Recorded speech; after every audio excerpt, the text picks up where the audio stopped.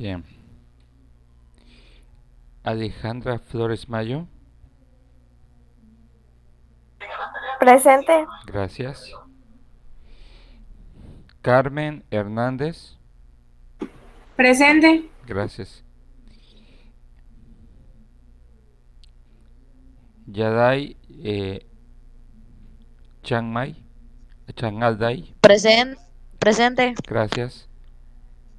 Ligia Chimedina. Presente. Gracias. Shadiani Escamilla. Presente. Gracias. Solángel Calles Chan. Presente. Gracias.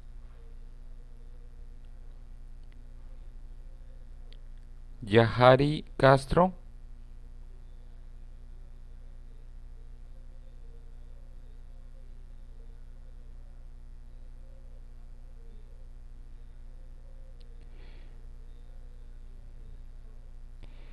María José Adrián Palacios.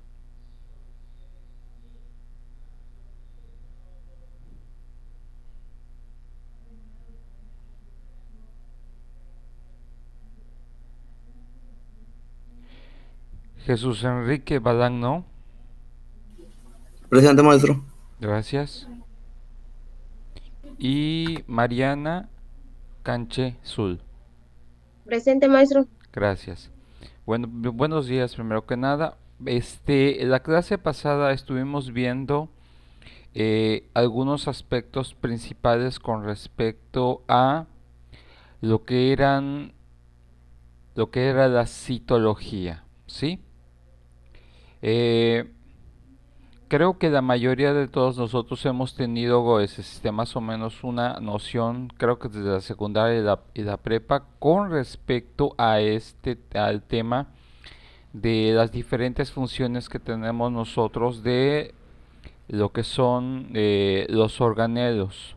Y a lo mejor no habíamos entendido muy bien el enfoque, cómo esto tiene una repercusión de ciertos aspectos que tienen a nivel micro, microbiológico a lo que tiene que ver en cuestión de la organización de tipo organizacional de todo nuestro cuerpo. Sin embargo, por ejemplo, asimismo tenemos que entender, por ejemplo, de que nuestro sistema nervioso va a tener una característica. Por eso me parecía pertinente de que no podíamos nosotros hablar de lo que es de lo que es el sistema de la neurocitología si no teníamos bien en claro cuáles son los aspectos importantes en cuanto a lo que es el sistema nervioso. Necesitamos tener las bases biológicas generales. Hoy vamos a ver algunos aspectos ya relativos generales. No vamos a profundizar mucho, solamente es para que tengamos una idea general con respecto al tema de la neurocitología. En cuanto a este tema de la neurocitología, en este aspecto, en el estudio de lo que son las diversas células del sistema nervioso, vamos a conllevar el estudio de la información, la estructura, la fisiología y el funcionamiento de las diferentes partes. Lo importante acá es que nosotros podamos establecer lo que es la debida comprensión de estos elementos dentro de nuestro marco, dentro de lo que es los fundamentos de psicobiología, ya que muchas veces, por ejemplo, vamos a estar teniendo algunas concepciones con respecto a principalmente con lo que es el sistema nervioso y cómo de alguna otra forma va a estar teniendo una influencia con respecto a los fundamentos y los parámetros en cuanto a aspectos conductuales que tendríamos que observar, por ejemplo, al momento de algunos fenómenos en la naturaleza de las diversas personas que vamos a estar estudiando, observando los diversos fenómenos conductuales que a veces cómo varían de una persona a otra, que muchas veces están determinados por estos principios biológicos en este aspecto de lo que nos habla la neuroanatomía y la neurofisiología,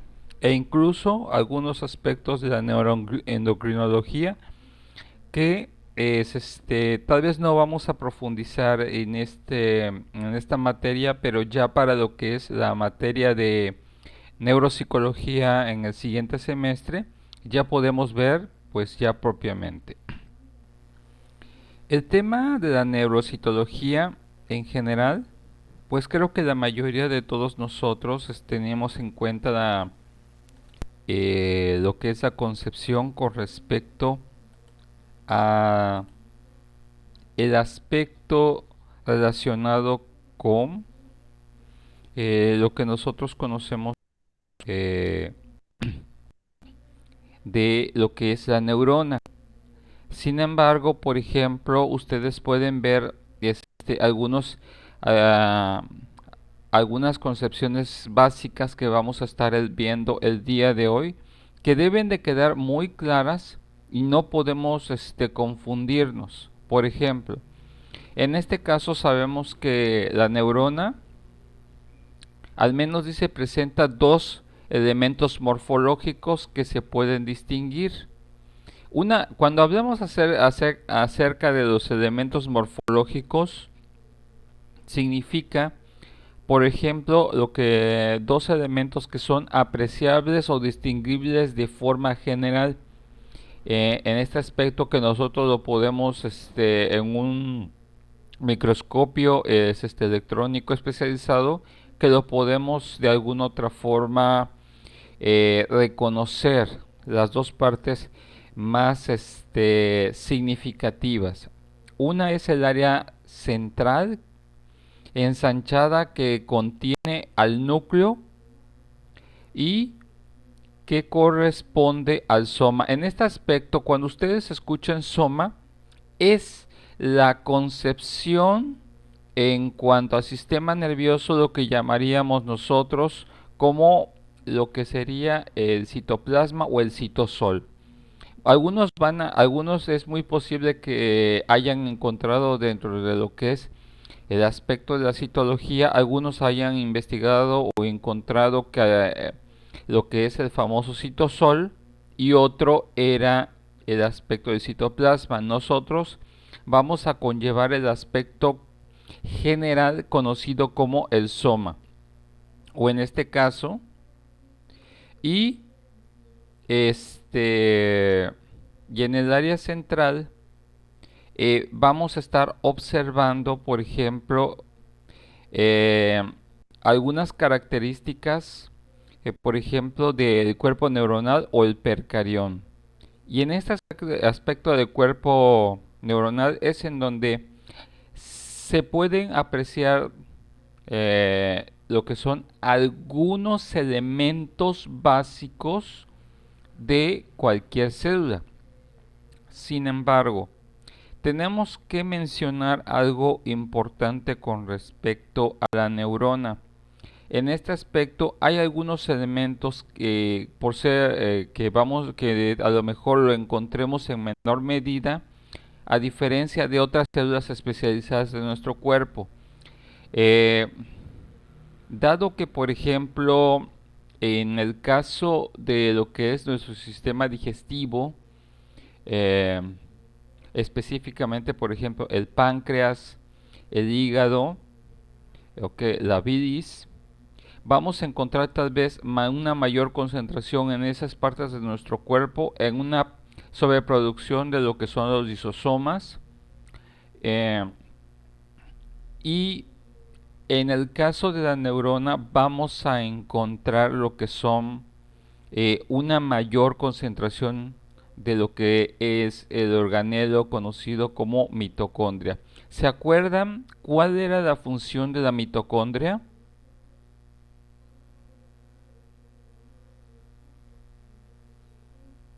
¿Sí se acuerdan?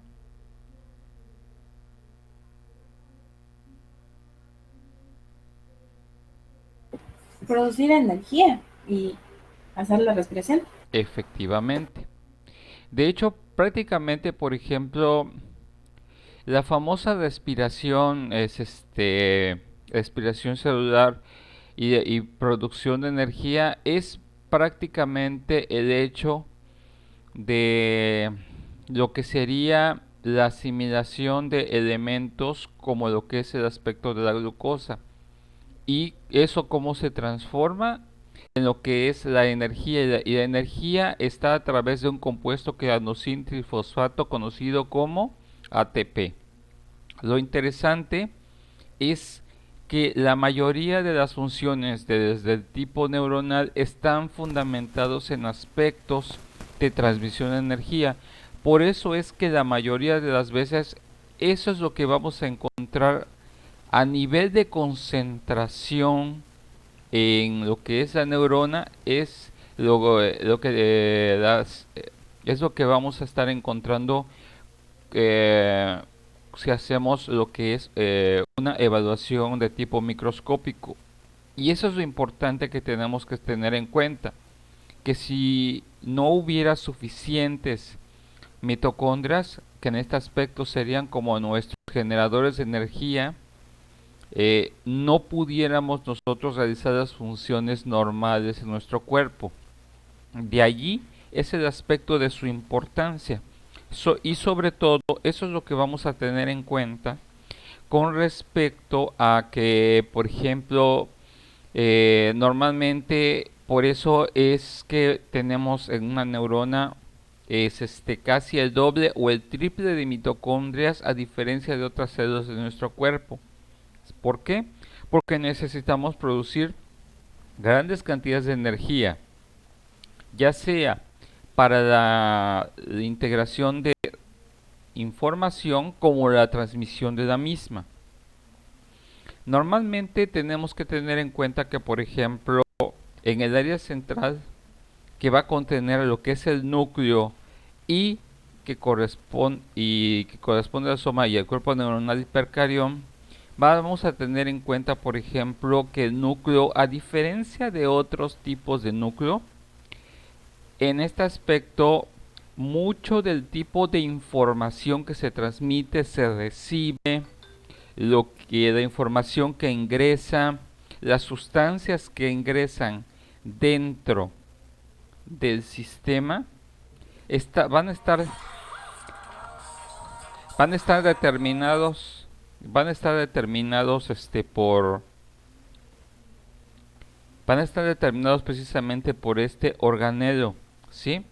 Por eso muchas veces, por ejemplo, cuando a nivel de programación y neurocitológico hay ciertos aspectos que normalmente no comprendemos, puede deberse a algún fallo, incluso desde el aspecto neurocitológico en este aspecto de lo que es el núcleo, y por lo cual puede ser que en este aspecto podamos determinar ciertas diferencias, porque la información que se transmite y la información que se recibe va a estar determinado mucho por el aspecto de lo que el núcleo va a estar controlando con respecto a lo que es la célula en general. Es por eso que muchas veces, por ejemplo, vamos a encontrar de alguna otra forma que hay, así como encontramos que hay células de nuestro cuerpo que son especializadas e incluso que forman parte de un mismo sistema o de un mismo órgano, no todas funcionan de la misma manera. De allí es el hecho de que en nuestro sistema nervioso existen ciertas neuronas que tienen un grado de especialización particular. Y este nivel de especialización particular está determinado por ciertas características de la parte del sistema nervioso a la cual nosotros nos refiramos. Hay ciertas partes de nuestro cuerpo que y ciertas neuronas que son especializadas en transmitir información, y hay otras células que son especializadas en recibir información. Hay algunas células que son especializadas en transmitir un tipo de información y otras que son especializadas en transmitir diferentes tipos de información.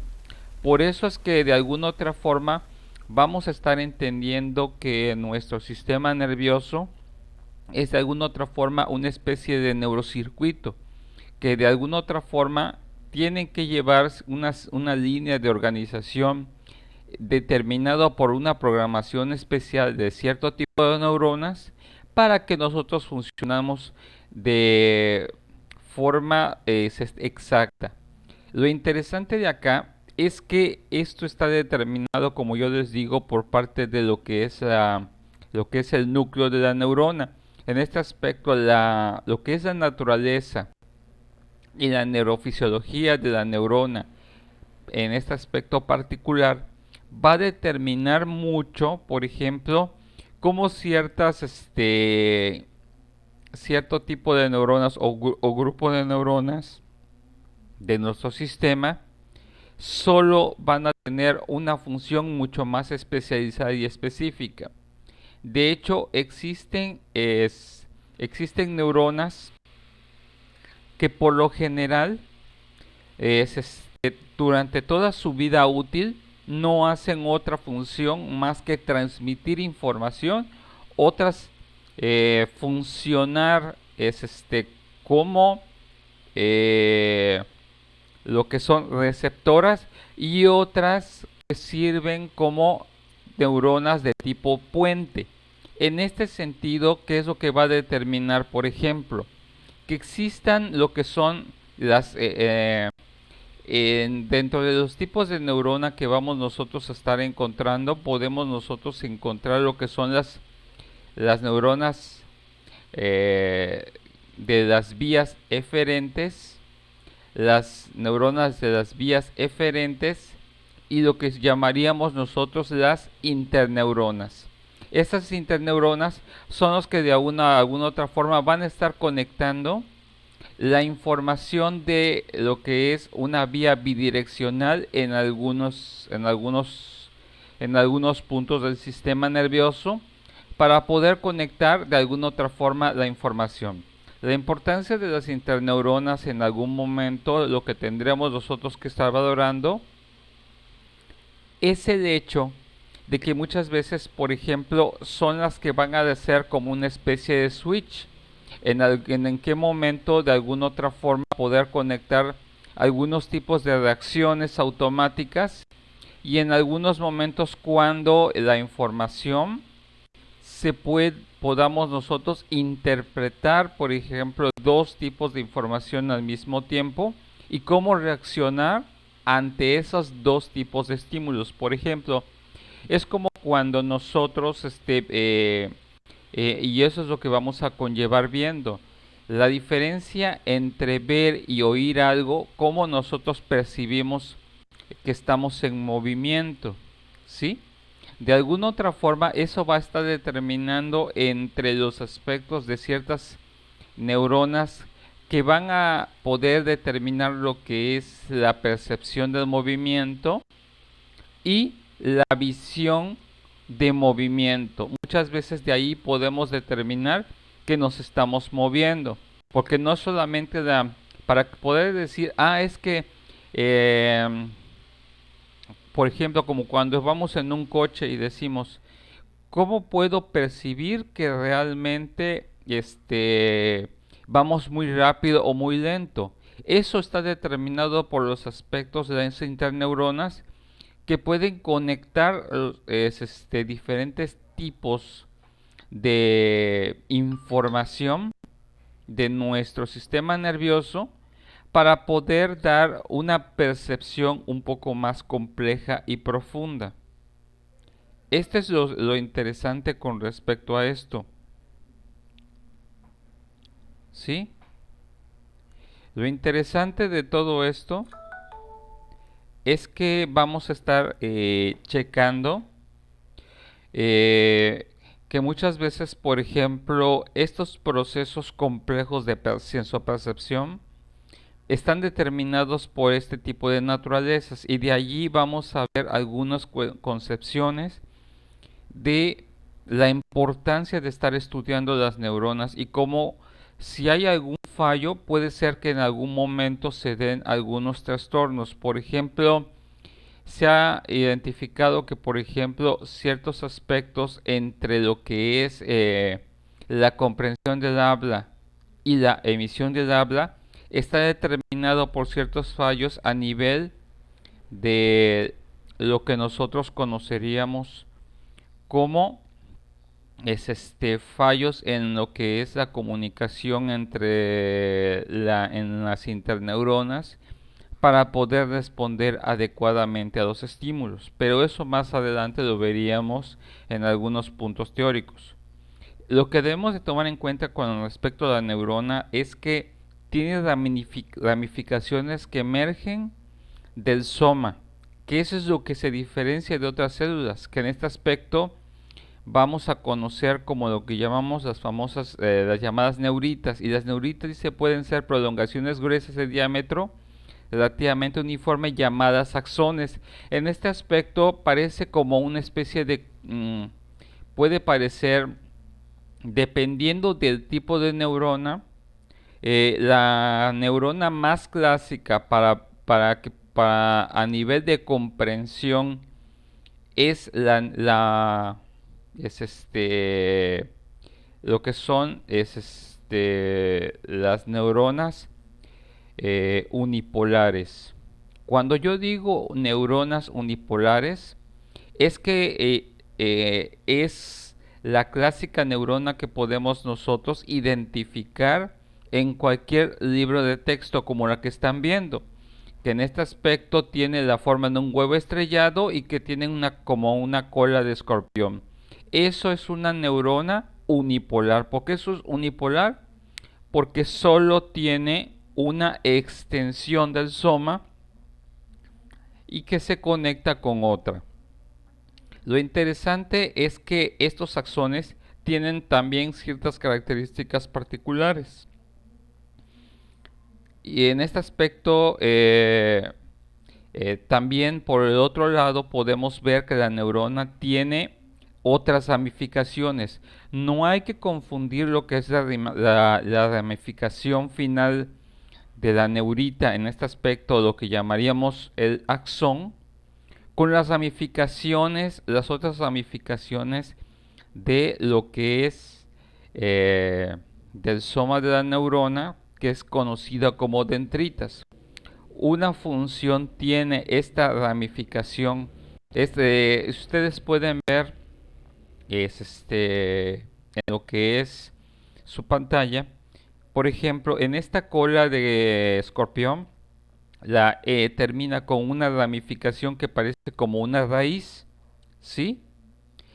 Y por el otro lado tenemos nosotros, por ejemplo, otras ramificaciones de donde sale la forma del soma que tiene forma de huevo estrellado, que tienen otro tipo de función específica, ¿sí?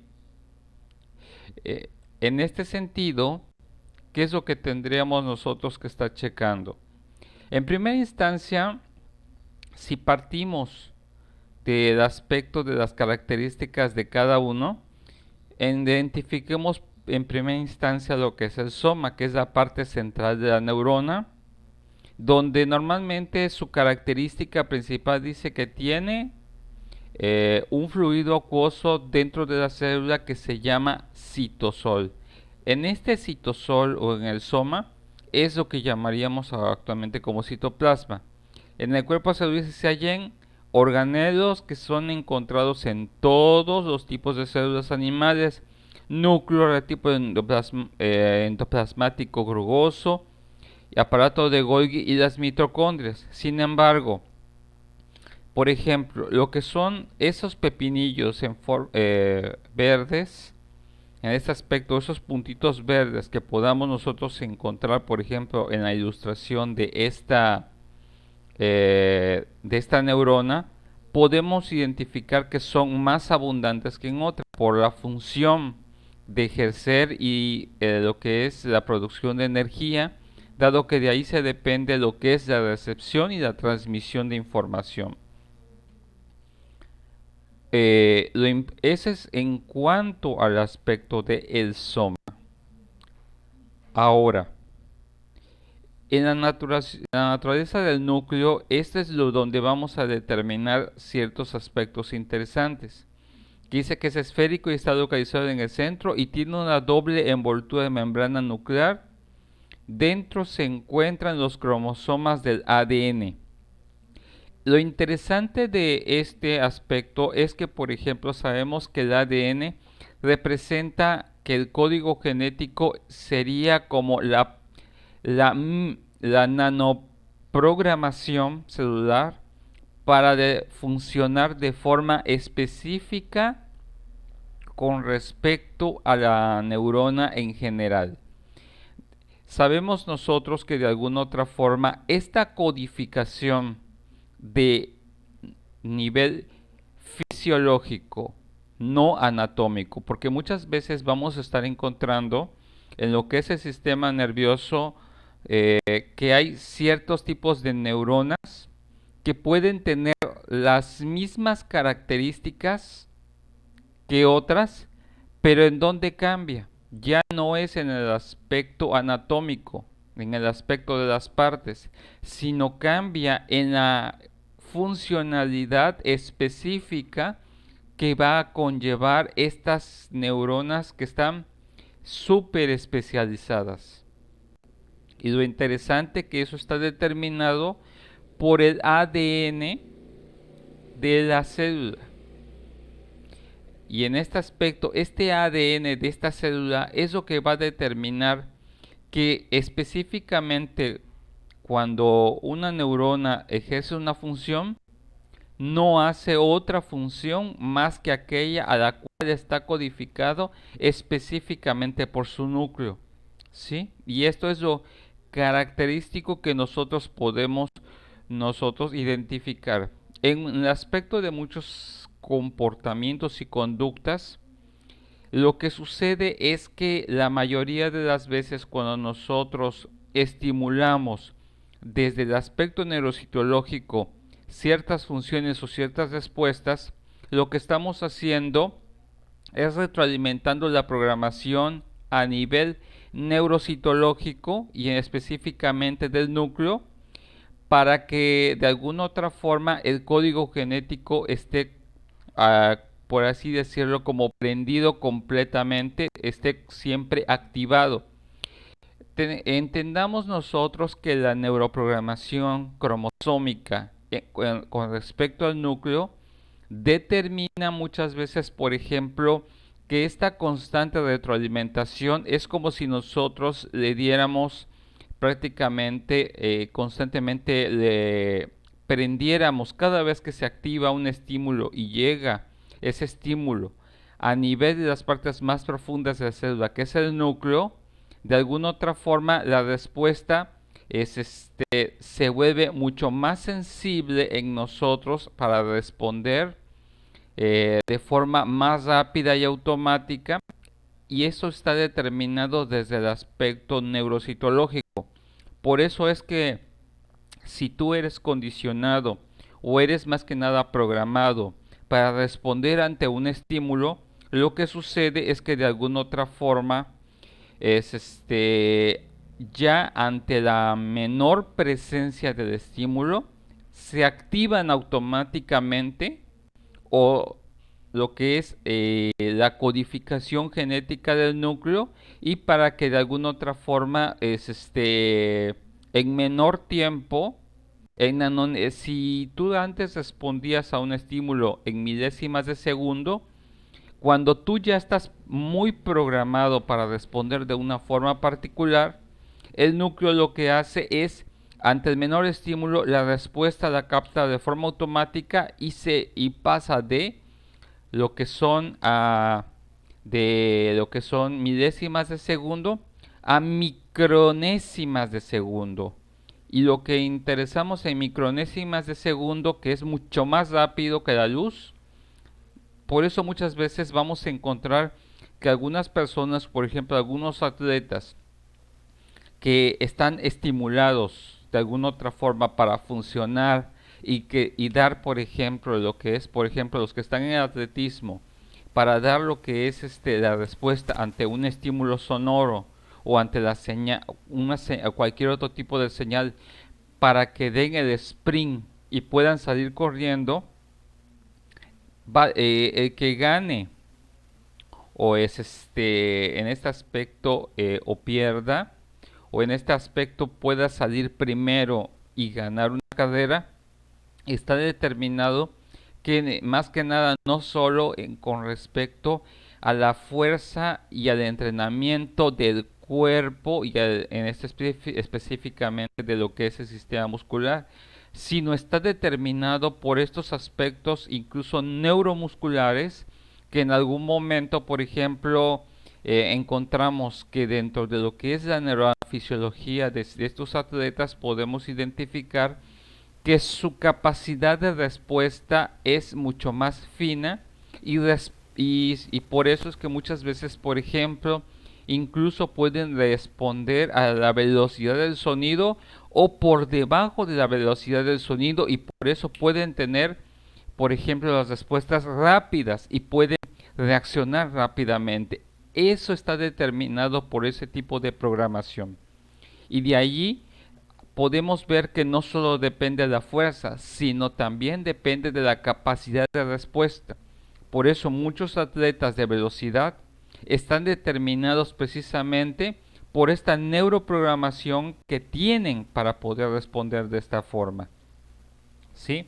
Más adelante podemos ver algunos ejemplos y por eso es importante que ustedes entiendan el contexto neurobiológico de estar estudiando incluso la naturaleza del núcleo, porque todo, muchas veces decimos, pues es que está muy entrenado físicamente, tiene más fuerza y a veces podemos ver, por ejemplo, personas que aparentemente están supermusculadas, pero a veces otras personas que tienen menor desarrollo muscular pueden ganar una carrera en ese tipo de ejemplo. ¿Por qué? Porque no siempre depende solo de la fuerza o el desarrollo de la tonicidad muscular, a veces también depende de la capacidad de respuesta. Y ahí es en donde vemos que muchas veces no nos podemos dejar llevar solo por lo que veamos, porque a veces el funcionamiento óptimo de, por ejemplo, de un atleta está determinado por esta neuro y microprogramación que tenemos nosotros desde el aspecto del núcleo del sistema nervioso o de las células del sistema nervioso de la persona.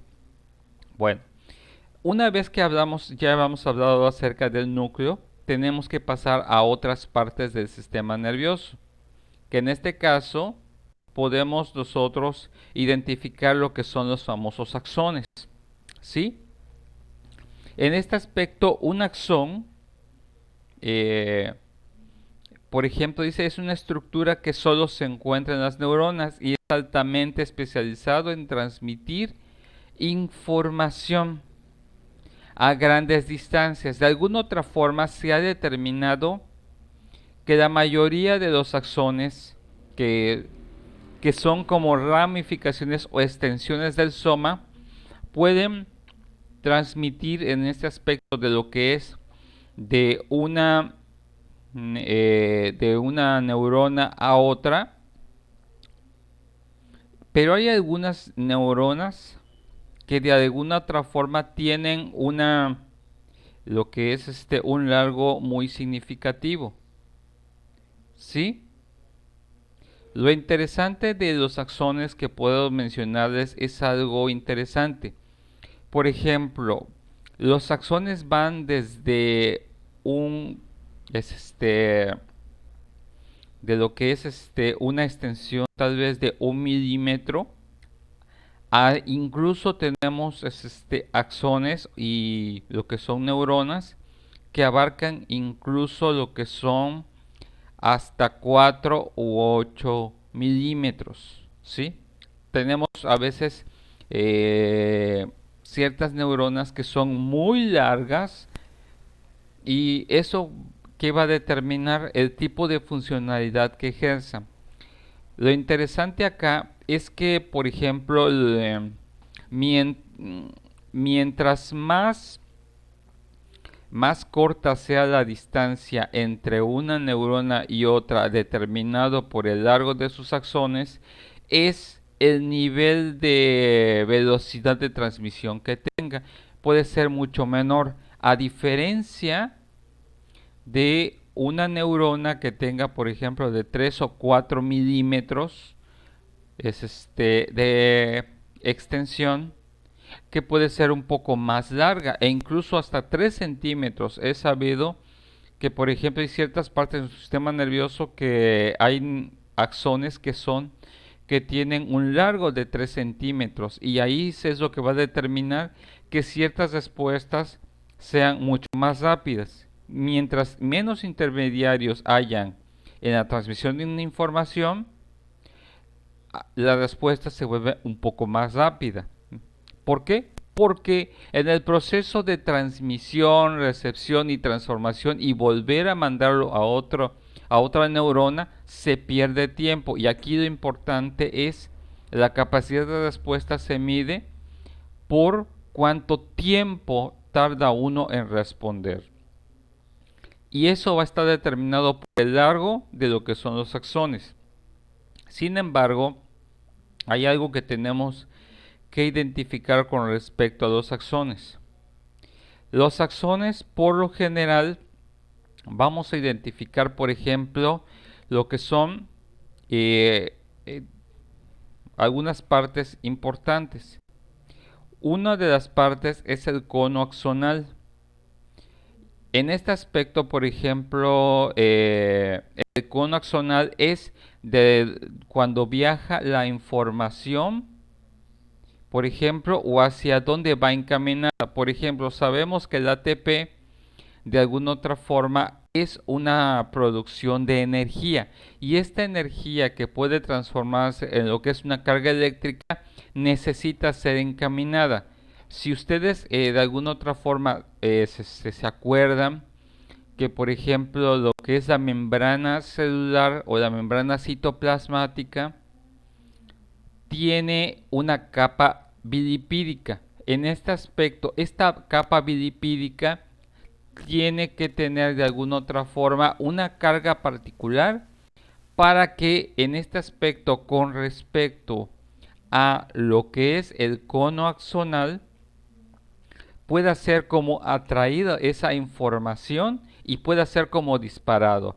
Lo interesante acá es que el cono axonal, por ejemplo, una vez eh, que se transmite una información y se va dirigido de alguna otra forma hacia lo que es el axón, lo que hace de alguna otra forma el cono axonal y las paredes del cono axonal es de alguna otra forma reducirlo todo como a una especie de embudo, y y normalmente lo que vamos a estar encontrando es que atrae esa información, y es como el aspecto disparador de una pistola, lo atrae y es cuando la información viaja mucho más rápido. Hay muchas veces aquí ese no depende mucho, por ejemplo, de la velocidad en que la información va a estar viajando de forma mucho más rápida, dependiendo del tipo de función de la que hablemos. Sin embargo, para que podamos observar este aspecto del cono axonal, tenemos que ver algunas características que ya tienen que estar estructuradas. Una de ellas es que ese retículo endoplasmático rugoso ya no se extiende en este aspecto hacia el axón, y solo algunos ribosomas pueden estar libres. ¿Por qué? Recordemos que yo les había comentado de alguna otra forma de que existen diferentes funciones para el momento de recibir y transmitir información. Existen de alguna otra forma eh, ciertos tipos de proteínas transportadoras de información, ya sea al interior de la célula o hacia otras neuronas celulares. Y muchas veces aquí lo que encontramos es que al no tener tantos ribosomas, es como si pudiéramos decir que en esta parte de nuestro cuerpo pudiéramos tener lo que es menor tráfico. Lo interesante acá es al no tener tantos ribosomas, pues la información no se pueda perder y no se pueda desperdigar, porque muchas veces hay cierto tipo de ribosomas que pueden estar de alguna otra forma atrayendo algunas proteínas transportadoras de información, y si hay demasiadas, obviamente la información no llega hacia el axón y obviamente no se transmite, y es por eso que en algún momento ya no se extiende a esta parte del cono axonal lo que es el retículo endoplasmático rugoso, para que la información esté libre y salga, o sea, lanzada a otra parte. Otra de las características del cono axonal es la composición proteica de la membrana, que es diferente a la de las otras membranas, que en este caso es fundamental diferente a la membrana del soma. ¿Por qué? Porque de alguna otra forma la característica que vamos a tener en lo que es la nivel soma tiene una función de tipo de ya sea aislante de información en determinados momentos, o que abran y cierren cierto tipo de canales de entrada dentro de la célula. En este caso, la naturaleza característica de este cono axonal es simplemente disparar. De este aspecto es atraer lo que es la señal, la información, las sustancias químicas que conllevan un tipo de información particular, y lo que hacen es dispararlo. Debido a esta ausencia de ribosomas, dice, no hay síntesis proteica del axón, entonces no hay gasto de energía, y las proteínas, dice, de diferentes membranas axonales, por ejemplo, capacitan para servir como cable telefónico. Lo